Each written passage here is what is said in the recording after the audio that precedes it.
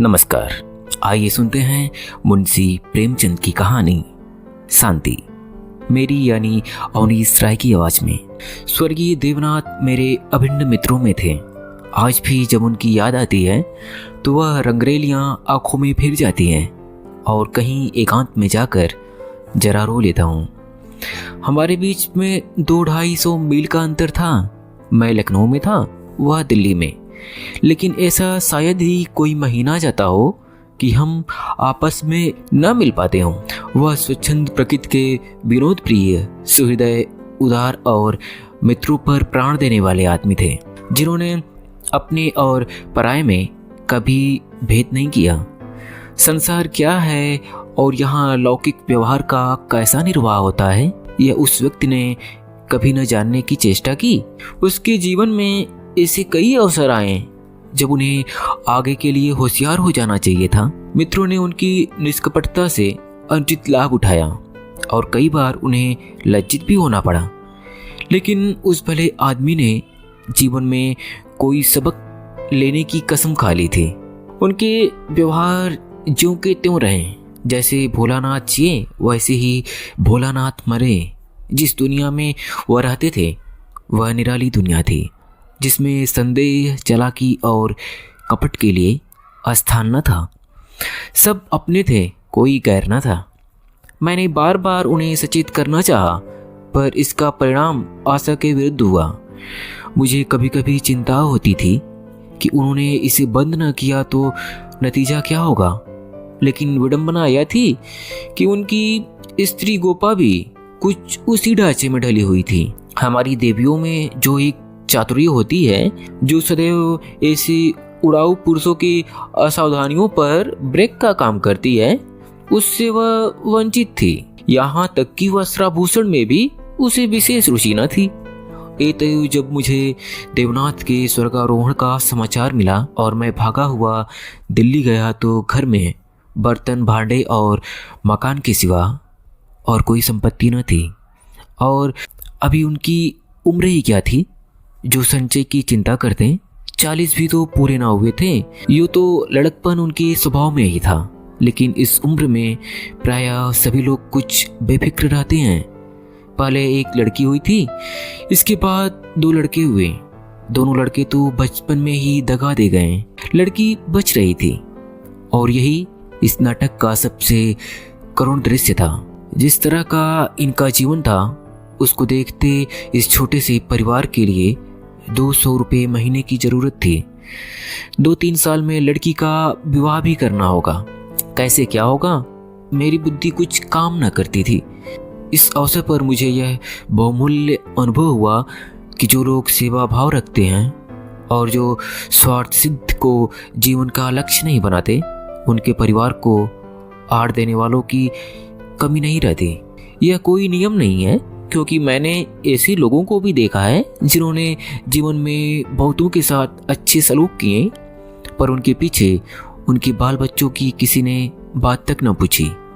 लेकिन चाहे कुछ हो, देवनाथ के मित्रों ने प्रशंसनीय औदार्य से काम लिया और गोपा के निर्वाह के लिए अस्थायी धन जमा करने का प्रस्ताव किया। 2-1 सज्जन जो रड़ुए थे उससे विवाह करने को तैयार थे, किंतु गोपा ने भी उसी स्वाभिमान का परिचय दिया जो हमारी देवियों का जौहर है, और इस प्रस्ताव को अस्वीकार कर दिया। मकान बहुत बड़ा था, उसका एक भाग किराया पर उठा दिया। इस तरह उसको 50 रुपये माहवर मिलने लगे। वह इतने में ही अपना निर्वाह कर लेगी। जो कुछ खर्च था वह सुन्नी की जात से था। गोपा के लिए तो जीवन में अब कोई अनुराग ही न था। इसके 1 महीने बाद मुझे कारोबार के सिलसिले में विदेश जाना पड़ा और वहाँ मेरे अनुमान से कहीं अधिक 2 साल लग गए। गोपा के पत्र बराबर जाते रहते थे, जिससे मालूम होता था वे आराम से हैं, कोई चिंता की बात नहीं है। मुझे पीछे ज्ञात हुआ कि गोपा ने मुझे भी गैर समझा और वास्तविक स्थिति छिपाती रही। विदेश से लौटकर मैं सीधा दिल्ली पहुंचा। द्वार पर पहुंचते ही मुझे भी रोना आ गया। मृत्यु की प्रतिध्वनि सी छाई हुई थी। जिस कमरे में मित्रों के जमघट रहते थे, उनके द्वार बंद थे। मकड़ियों ने चारों ओर जाले तान रखे थे। देवनाथ के साथ वह श्रीलुप्त हो गई थी। पहली नज़र में मुझे तो ऐसा भ्रम हुआ कि देवनाथ द्वार पर खड़े मेरी ओर देखकर मुस्कुरा रहे हैं। मैं मिथ्यावादी नहीं हूँ और आत्मा की दैहिकता में मुझे संदेह है, लेकिन उस वक्त एक बार मैं चौंक जरूर पड़ा। हृदय में एक कंपन सा उठा, लेकिन दूसरी नज़र में प्रतिमा मिट चुकी थी। द्वार खुला, गोपा के सिवा खोलने वाला ही कौन था। मैंने उसे देखकर दिल थाम लिया।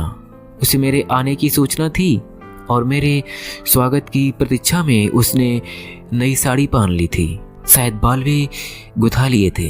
पर इन 2 वर्षों में समय ने उस पर जो आघात किए थे उन्हें क्या करती। नारियों के जीवन में यह वह अवस्था है जब रूप लावण्य अपने पूरे विकास पर होता है, जब उसमें अल्हड़पन, चंचलता और अभिमान की जगह आकर्षण, माधुर्य और रसिकता आ जाती है। लेकिन गोपा का यौवन बीत चुका था। उसके मुख पर झुर्रियां और विषाद की रेखाएं अंकित थीं, जिन्हें उसकी प्रयत्नशील प्रसन्नता भी न मिटा सकती थी। केसों पर सफेदी दौड़ चली थी और एक एक अंग बूढ़ा हो रहा था। मैंने करुण स्वर में पूछा, क्या तुम बीमार थे गोपा? गोपा ने आंसू पीकर कहा, नहीं तो, मुझे कभी सिर दर्द भी नहीं हुआ, तो तुम्हारी यह दशा कैसे? बिल्कुल बूढ़ी हो गई हो। तो जवानी लेकर ही क्या है, मेरी उम्र तो 35 के ऊपर हो ही गई। 35 की उम्र तो बहुत नहीं होती। हाँ, उनके लिए जो बहुत जीना चाहते हैं। मैं तो चाहती हूँ जितनी जल्द हो सके जीवन का अंत हो जाए। बस सुनने के ब्याह की चिंता है, इससे छुट्टी पाऊँ, मुझे जिंदगी की परवाह ना रहेगी। अब मालूम हुआ कि जो सज्जन इस मकान में किराएदार हुए थे वह थोड़े दिनों बाद ही तब्दील होकर चले गए और तब से कोई दूसरा किराएदार न आया। मेरे हृदय में बर्छी सी चुभ गई।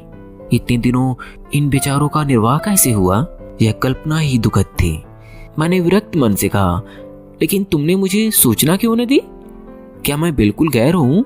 गोपा ने लज्जित होकर कहा, नहीं नहीं, यह बात नहीं है। तुम्हें गैर समझूंगी तो अपना किसे समझूंगी? मैंने समझा परदेश में तुम खुद अपने झमेले में पड़े होगे, तुम्हें कैसे सताऊं? किसी न किसी तरह कट ही गए। घर में और कुछ न था तो थोड़े से गाने थे। सुनीता के विवाह की चिंता है। पहले मैंने सोचा था इस मकान को निकाल दूंगी, 20-22 हजार मिल जाएंगे, विवाह भी हो जाएगा और कुछ मेरे लिए बचा भी रहेगा। लेकिन बात को मालूम हुआ कि मकान पहले ही रेहन हो चुका है और सूद मिलाकर उस पर 20 हजार हो गए हैं। महाजन ने इतनी ही दया क्या कम की कि मुझे घर से निकाल न दिया। इधर से तो अब कोई आशा नहीं है। बहुत हाथ पांव जोड़ने पर संभव है महाजन से 2-2.5 हजार मिल जाए। इतने में क्या होगा, इसी फिक्र में घुली जा रही हूँ। लेकिन मैं भी इतनी मतलबी हूँ, न तुम्हें हाथ मुंह धोने को पानी दिया, न कुछ जलपान लाई और अपना दुखड़ा ले बैठी। अब आप कपड़े उतारिए और आराम से बैठिए। कुछ खाने को लाऊं, खा लीजिए, तब बातें हों। घर पर तो सब कुशल है। मैं तो सीधे बंबई से आ रहा हूँ। घर कहाँ गया? गोपा ने मुझे तिरस्कार भरी आंखों से देखा। उस पर तिरस्कार की आड़ में घनिष्ठ आत्मीयता बैठी झांक रही थी। मुझे ऐसा जान पड़ा उसके मुख की झुर्रियां मिट गई हैं। पीछे मुख पर हल्की सी लाली दौड़ गई। उसने कहा, इसका फल यह होगा कि तुम्हारी देवी जी तुम्हें कभी यहाँ न आने देगी। मैं किसी का गुलाम नहीं हूँ। किसी को अपना गुलाम बनाने के लिए पहले खुद भी उसका गुलाम बनना पड़ता है। शीतकाल की संध्या देखते ही देखते दीपक जलाने लगी। सुन्नी लालटेन लेकर कमरे में आई। 2 साल पहले की अबोध और क्रिस्तनु बालिका रूपवती युवती हो गई थी, जिसकी हर एक चितवन, हर एक बात उसकी गौरवशील प्रगति का पता दे रही थी। जिसे मैं गोद में उठाकर प्यार करता था, उसकी तरफ आज आंखें न उठा सका। और वह जो मेरे गले से लिपटकर प्रसन्न होती थी, आज मेरे सामने खड़ी भी ना रह सकी। जैसे मुझसे वस्तु छिपाना चाहती है और जैसे मैं उस वस्तु को छिपाने का अवसर दे रहा हूँ। मैंने पूछा, अब तुम किस दर्जे में पहुंची सुन्नी? उसने सिर झुकाए हुए जवाब दिया, 10वें में। घर का भी कुछ काम करती हो? अम्मा जब करने दे भी तब ना। गोपा बोली, मैं नहीं करने देती या खुद किसी काम के नजदीक नहीं जाती। सुन्नी मुंह फेर कर हंसती हुई चली गई। माँ की दुलारी लड़की थी। जिस दिन वह गृहस्थी का काम करती उस दिन शायद गोपा रो रो कर आंखें फोड़ लेती। वह खुद लड़की को कोई काम न करने देती थी, मगर सबसे शिकायत करती थी कि वह कोई काम नहीं करती। यह शिकायत भी उसके प्यार का ही करिश्मा था। हमारी मर्यादा हमारे बात भी जीवित रहती है। मैं तो भोजन करके लेटा तो गोपा ने फिर सुन्नी के विवाह की तैयारियां की चर्चा छेड़ दी। इसके सिवा उसके पास और कोई बात ही क्या थी। लड़के तो बहुत मिलते हैं, लेकिन कुछ हैसियत भी तो हो। लड़की को यह सोचने का अवसर क्यों मिले कि दादा होते तो शायद मेरे लिए इससे अच्छा वर ढूंढते। फिर गोपा ने डरते डरते लाला मदारी लाल के लड़के का जिक्र किया। मैंने चकित होकर उसकी तरफ देखा। मदारी लाल पहले इंजीनियर थे, अब पेंशन पाते थे। लाखों रुपया जमा कर लिए थे, पर अब तक उनके लोभ की भूख न बुझी थी। गोपा ने घर भी वह चाटा जहां उसका रहना कठिन था। मैंने आपत्ति की, मदारी लाल तो बड़ा दुर्जन मनुष्य है। गोपा ने दांतों तले जीभ दबाकर कहा, अरे नहीं भैया, तुमने नहीं पहचाना। मेरे ऊपर बड़े दयालु हैं, कभी कभी आकर कुशल समाचार पूछ जाते हैं। लड़का ऐसा होनहार है कि मैं तुमसे क्या कहूँ। फिर उनके यहाँ किस बात की कमी है? यह ठीक है कि पहले वह खूब रिश्वत लेते थे, लेकिन यहाँ धर्मात्मा कौन है? कौन अवसर पाकर छोड़ देता है? मदारी लाल ने तो यहाँ तक कह दिया कि वह मुझसे दहेज नहीं चाहते, केवल कन्या चाहते हैं। सुन्नी उनके मन में बैठ गई थी। मुझे गोपा की सरलता पर दया आई, लेकिन मैंने सोचा क्यों इसके मन में किसी के प्रति अविश्वास उत्पन्न करूं। संभव है मदारी लाल वह न रहे हो। चित्त की भावनाएं बदलती भी तो रहती हैं। मैंने अर्थसहमत होकर कहा, मगर यह सोचो उनसे और तुमसे कितना अंतर है। शायद अपना सर्वस्व अर्पण करके भी उनका मुंह नीचा न कर सको। लेकिन गोपा के मन में बात जम गई थी।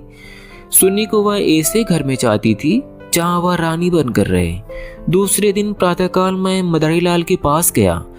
उनसे मेरी जो बातचीत हुई उसने मुझे मुग्ध कर दिया। किसी समय वह लोभी रहे होंगे, पर इस समय तो मैंने उन्हें बहुत ही सुहृदय, उदार और विनयशील पाया। बोले, भाई साहब, मैं देवनाथ जी से परिचित हूँ। आत्मियों में रत्न थे। उनकी लड़की मेरे घर आए, यह मेरा सौभाग्य है। आप उनकी माँ से कह दें, मदारी लाल उनसे किसी चीज की इच्छा नहीं रखता। ईश्वर का दिया हुआ मेरे घर में सब कुछ है। मैं उन्हें जेरबाज नहीं करना चाहता। ये 4 महीने गोपा ने विवाह की तैयारियों में काटे। मैं महीने भर में एक बार अवश्य उससे मिलाता था, पर हर बार खिन्न होकर लौटता। गोपा ने अपनी कुल मर्यादा को न जाने कितना महान आदर्श अपने सामने रख लिया था। पगली इस भ्रम में पड़ी थी कि उसका उत्साह नगर में अपनी यादगार छोड़ता जाएगा। यह ना जानती थी कि यहाँ ऐसे तमाशे रोज होते हैं और आए दिन भुला दिए जाते हैं। शायद वह संसार से यह श्रेय लेना चाहती थी कि इस गई बीती दशा में भी लूटा हुआ हाथी 9 लाख का है। पग पग पर उसे देवनाथ की याद आती। वह होती तो यह काम यूं न होता, यूं होता, और तब रोती।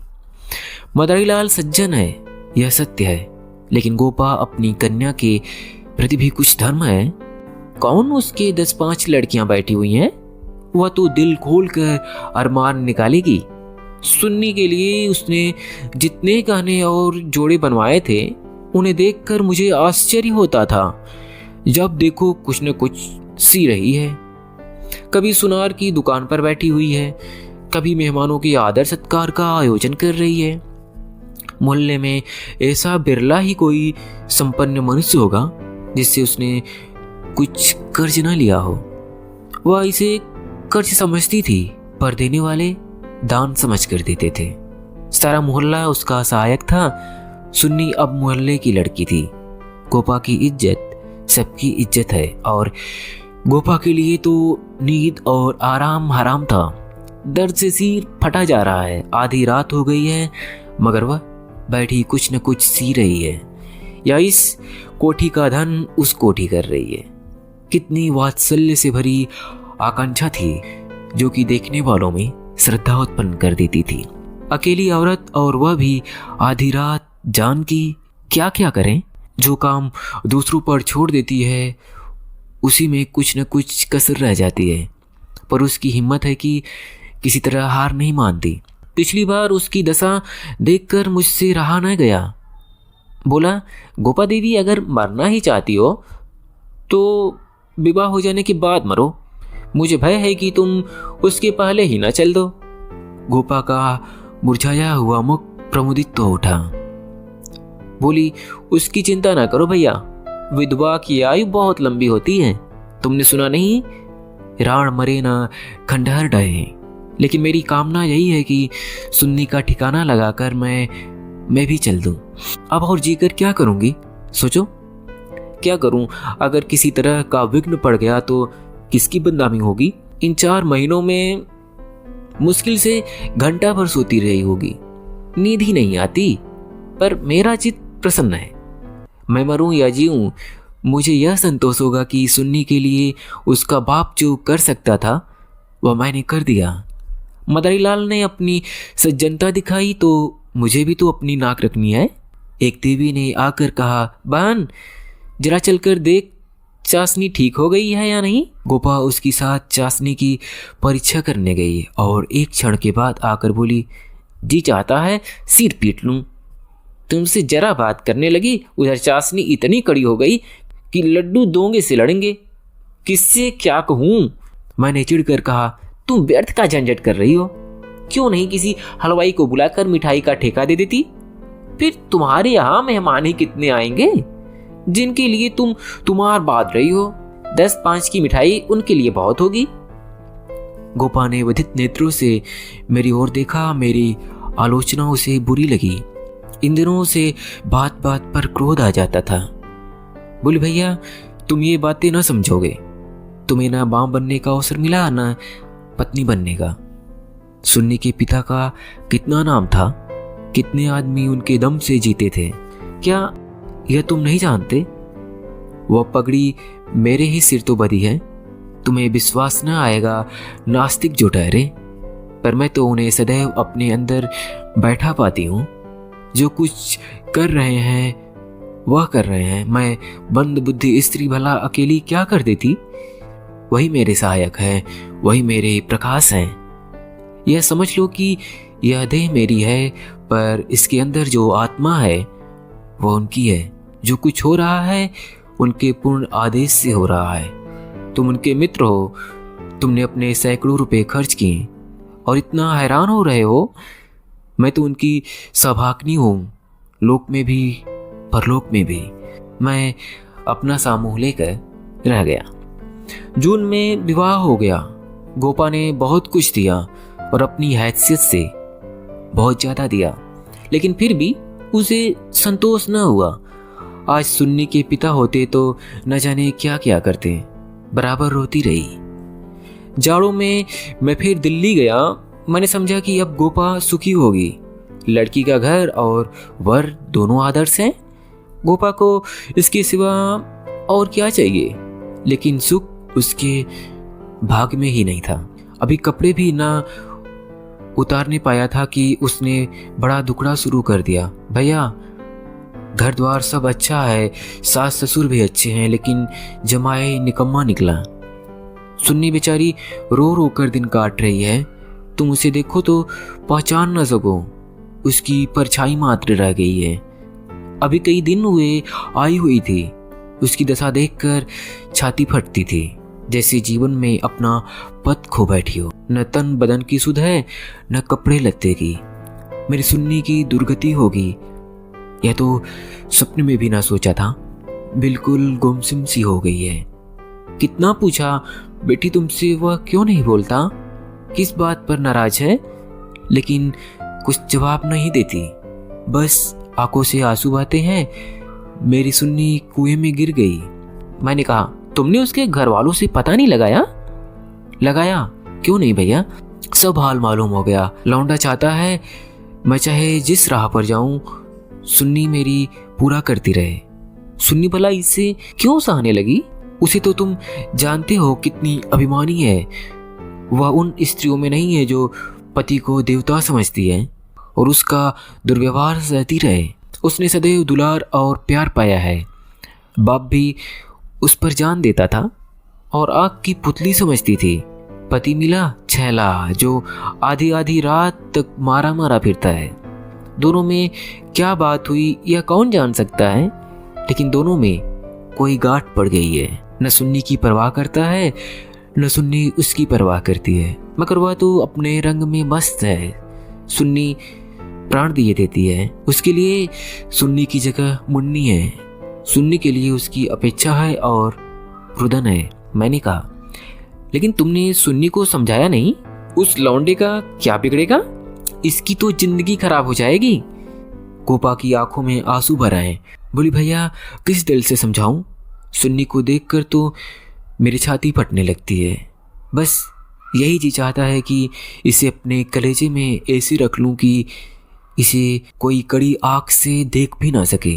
सुन्नी फुहड़ होती, कटु भाषणी होती, आराम तलब होती तो समझती भी। क्या यह समझाऊं कि तेरा पति गली गली मुंह काला करता फिरे, फिर भी तू उसकी पूजा किया करे? मैं तो खुद यह अपमान न सह सकती। स्त्री पुरुष में विवाह की पहली शर्त यह है कि दोनों सुलहो आने एक दूसरे के हो जाएं। ऐसे पुरुष तो कम है जो स्त्री को जो भर विचलित होते देखकर शांत रह सके, पर ऐसी स्त्रियां बहुत हैं जो पति को स्वच्छंद समझती हैं। सुन्नी उन स्त्रियों में नहीं है। वह अगर आत्मसमर्पण करती है तो आत्मसमर्पण चाहती भी है, और यदि पति में यह बात न हुई तो वह उसमें कोई संपर्क न रखेगी, चाहे उसका सारा जीवन रोते कट जाए। यह कहकर गोपा भीतर गई और एक सिंगारदान लाकर उसके अंदर के आभूषण दिखाती हुई बोली, सुन्नी इसे अब यहीं छोड़ गई, इसीलिए आई थी। ये वे गाने हैं जो मैंने न जाने कितना कष्ट सहकर बनवाए थे। इसके पीछे महीनों मारी मारी फिरी थी। यूं कहो कि भीख मांग कर जमा किए थे। सुन्नी अब इसकी ओर आंख उठाकर भी नहीं देखती। पाने तो किसके लिए, श्रृंगार करे तो किस पर? 5 संदूक कपड़ों के दिए थे। कपड़े सीते सीते मेरी आंखें फूट गई। यह सब कपड़े उठाती लाई। इन चीजों से उसे घृणा हो गई है। बस कलाई में 2 चूड़ियां और एक उजली साड़ी, यही उसका श्रृंगार है। मैंने गोपा को सांत्वना दी, मैं जाकर केदारनाथ से मिलूंगा, देखूं तो वह किस रंग ढंग का आदमी है। गोपा ने हाथ जोड़कर कहा, नहीं भैया, भूल कर भी न जाना। सुन्नी सुनेगी तो प्राण ही दे देगी। अपमान की पुतली ही समझो उसे, रस्सी समझ लो जिसके चल जाने पर भी बल नहीं जाते। जिन पैरों से उसे ठुकरा दिया है उन्हें वह कभी नहीं सहलाएगी। उसे अपना बनाकर कोई चाहे तो लौड़ी बना ले, लेकिन शासन तो उसने मेरा न सहा, दूसरों का क्या सहेगी। मैंने गोपा से उस वक्त कुछ न कहा, लेकिन अवसर पाते ही लाला मदारी लाल से मिला। मैं रहस्य का पता लगाना चाहता था। संयोग से पिता और पुत्र दोनों ही एक जगह मिल गए। मुझे देखते ही केदार ने इस तरह झुककर मेरे चरण छुए कि मैं उसकी शालीनता पर मुग्ध हो गया। परंतु भीतर गया और चाय, मुरब्बा और मिठाइयाँ लाया। इतना सौम्य, इतना सुशील, इतना विनम्र युग मैंने न देखा था। यह भावना ही न हो सकती थी कि इसके भीतर और बाहर में कोई अंतर हो सकता है। जब तक रहा सिर झुकाए बैठा रहा। उछलता तो उसे छू भी नहीं गई थी। जब केदार टेनिस खेलने गया तो मैंने मदारी लाल से कहा, केदार बाबू तो बहुत सच्चरित जान पड़ते हैं, फिर स्त्री पुरुष में इतना मनोमालिन्य क्यों हो गया? मदारी लाल ने एक क्षण विचार करके कहा, इसका कारण इसके सिवा और क्या बताऊं कि दोनों अपने माँ बाप के लाडले हैं और प्यार लड़कों को अपने मन का बना देता है। मेरा सारा जीवन संघर्ष में कटा, अब जाकर जरा शांति मिली है। भोग विलास का कभी अवसर ही ना मिला। दिन भर परिश्रम करता था, संध्या को सो जाता था। स्वास्थ्य भी अच्छा न था, इसलिए बार बार यह चिंता सवार रहती थी कि संचय कर लूं, ऐसा ना हो कि मेरे पीछे बाल बच्चे भीख मांगते फिरे। नतीजा यह हुआ कि इन महाशय को मुफ्त का धन मिला, सनक सवार हो गई, शराब उड़ने लगी, फिर ड्रामा खेलने का शौक हुआ। धन की कमी थी ही नहीं, उस पर माँ बाप के अकेले बेटे, उनकी प्रसन्नता ही हमारी जीवन का स्वर्ग थी। पढ़ना लिखना तो दूर रहा, विलास की इच्छा बढ़ती गई, रंग और गहरा हुआ। अपने जीवन का ड्रामा खेलने लगे। मैंने यह रंग देखा तो मुझे चिंता हुई, सोचा ब्याह कर दूं, ठीक हो जाएगा। गोपा देवी का पैगाम आया तो मैंने तुरंत स्वीकार कर लिया। मैं सुन्नी को देख चुका था, सोचा ऐसा रूपवती पत्नी पाकर इनका मन स्थिर हो जाएगा। पर वह भी लाडली लड़की थी, हठीली, अबोध, आदर्शवादिनी। सहिष्णुता तो उसने सीखी ही न थी। समझौते का जीवन में क्या मूल्य है, इसकी उसे खबर ही नहीं। लोहा लोहे से लड़ गया। वह अभिमान से पराजित करना चाहती है या उपेक्षा से, यही रहस्य है। और साहब, मैं तो बहू को ही अधिक दोषी समझता हूँ। लड़के प्रायः मनचले होते हैं, लड़कियाँ स्वभाव से ही सुशील होती हैं और अपनी जिम्मेदारी समझती हैं। उसमें ये गुण है, उसमें ये गुण है नहीं। ढोंगा कैसे पार होगा ईश्वर ही जाने, डोंगा कैसे पार होगा ईश्वर ही जाने। सासा सुन्नी अंदर से आ गई, बिल्कुल अपने चित्र की रेखा से, मानो मनोहर संगीत की प्रतिध्वनि हो। कुंदन तप कर भस्म हो गया था। मिटी हुई आशाओं का इससे अच्छा चित्र नहीं हो सकता। उलाना देती हुई बोली, आप जाने कब से बैठे हुए हैं, मुझे खबर तक नहीं, और शायद आप बाहर ही बाहर चले भी जाते। मैंने आंसुओं के वेग को रोकते हुए कहा, नहीं सुन्नी, यह कैसे हो सकता था? तुम्हारे पास आ ही रहा था कि तुम स्वयं आ गई। मदारीलाल कमरे के बाहर अपनी कार की सफाई करने लगे। शायद मुझे सुन्नी से बात करने का अवसर देना चाहते थे। सुन्नी ने पूछा, अम्मा तो अच्छी तरह है? हाँ, अच्छी हैं। तुमने अपनी यह क्या गत बना रखी है? मैं अच्छी तरह से हूँ। यह बात क्या है? तुम लोगों में यह क्या अनबन है? गोपा देवी प्राण दिए डालती हैं, तुम खुद मरने की तैयारी कर रही हो। कुछ तो विचार से काम लो। सुन्नी के माथे पर बल पड़ गए। अब आपने नाहक यह विषय छेड़ दिया। चाचा जी, मैंने तो यह सोचकर अपने मन को समझा लिया कि मैं अभागिन हूँ, बस उसका निवारण मेरे बूते से बाहर है। मैं उस जीवन में मृत्यु को कहीं अच्छा समझती हूँ जहाँ अपनी कदर न हो। मैं व्रत के बदले व्रत चाहती हूँ। जीवन का कोई दूसरा रूप मेरी समझ में नहीं आता। इस विषय में किसी तरह का समझौता करना मेरे लिए असंभव है। नतीजे की मैं परवाह नहीं करती। लेकिन नहीं चाचा जी, इस विषय में कुछ न कहिए, नहीं तो मैं चली जाऊंगी। आखिर सोचो तो, मैं सब सोच चुकी हूँ और तय कर चुकी हूँ। पशु को मनुष्य बनाना मेरी शक्ति से बाहर है। इसके बाद मेरे लिए अपना मुंह बंद करने के सिवा और क्या रह गया था? मई का महीना था। मैं मैसूर गया हुआ था कि गोपा का तार पहुंचा। तुरंत आओ, जरूरी काम है। मैं घबरा गया तो गया, लेकिन इतना निश्चित था कि कोई दुर्घटना नहीं हुई है। दूसरे दिन दिल्ली जा पहुंचा। गोपा मेरे सामने आकर खड़ी हो गई, निस्पंद, मूक, निष्प्राण, जैसे तपेदिक की रोगी हो। मैंने पूछा, कुशल तो है? मैं तो घबरा उठा। उसने बुझी हुई आंखों से देखा और सुन्नी तो कुशल से है। सुन्नी तो कुशल से है? हाँ, अच्छी तरह है। और केदारनाथ? वह भी अच्छी तरह है। तो फिर माजरा क्या है? कुछ तो नहीं?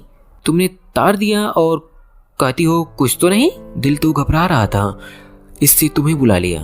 सुन्नी को किस तरह समझा कर यहाँ लाना है। मैं तो सब कुछ करके हार गई।